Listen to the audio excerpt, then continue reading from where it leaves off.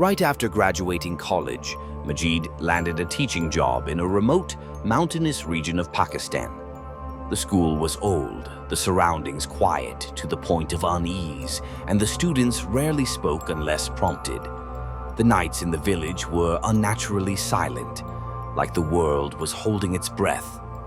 The school administration assigned Majid a room in an abandoned hostel next to the school. The room had been locked for years, but it appeared clean and unused, except for one thing. Mounted on the wall was an antique mirror, oddly spotless, gleaming despite the dust elsewhere. Something about it felt wrong. From the moment Majid entered, he felt a heavy, choking presence. The air was stale. Moisture had eaten into the walls, and the carpet was musty and torn. But it was the mirror that caught his attention, clearer than anything else in the room, as if someone had just polished it. The first night passed without incident, but the second night, while preparing for bed, Majid noticed something strange, a faint movement in the mirror. Not in the room, just the mirror.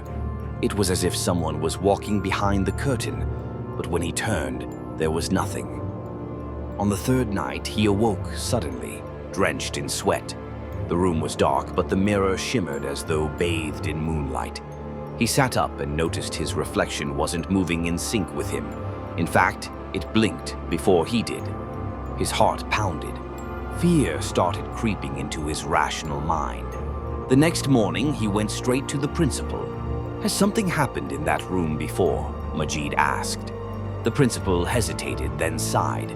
"That used to be Zubair's room, a brilliant student, but troubled and isolated. He failed his final exams and took his own life in front of that mirror. Some say his soul never left. That mirror shattered the night he died and was mysteriously whole again the next morning." Majid tried to laugh it off. "Just old ghost stories," he told himself. But his instincts were screaming. That night, he placed a framed verse of the Quran near his bed and covered the mirror with a sheet.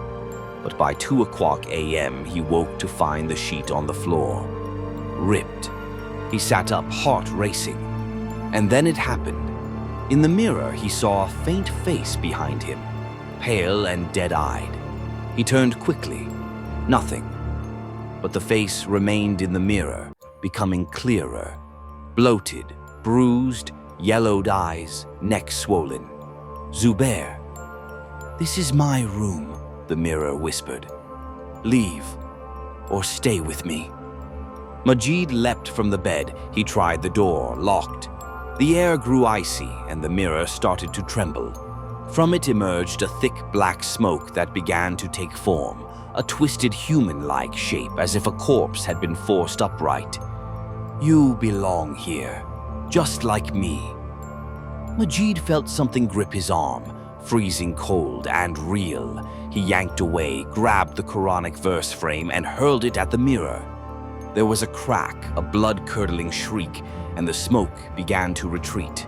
The mirror shuddered violently. Then, darkness. When Majid awoke, he was in a hospital bed.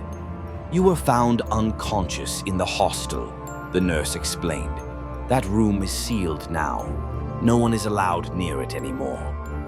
Majid resigned and left the village for good. Months passed. Life returned to normal in Karachi. The horrors of that place faded like a bad dream, until one afternoon he received a package. It had no return address. Inside was a cracked old mirror. Tucked with it was a folded note. "You can't be whole without me." Zubair Majid stared at the mirror. His own reflection was smiling back at him, but he wasn't.